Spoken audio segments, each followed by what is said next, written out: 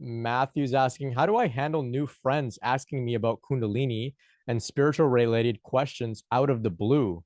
Well, I would take it as sort of auspicious conversation and respond intuitively.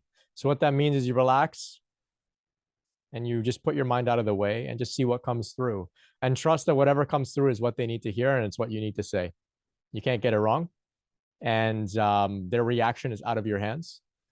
What they do with it is out of your control. You just speak as a channel. That's essentially what I'm doing here. I don't really know. I just show up. I was told to show up. I just sit down.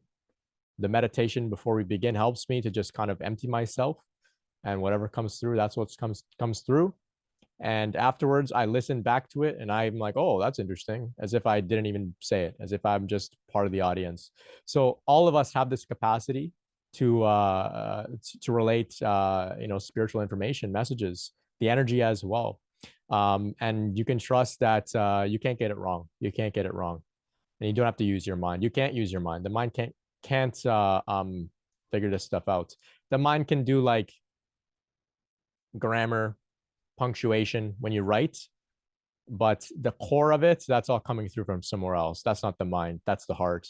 So try that when people approach you to talk about this stuff. Just relax and see what comes through. And this goes for everybody, for everybody.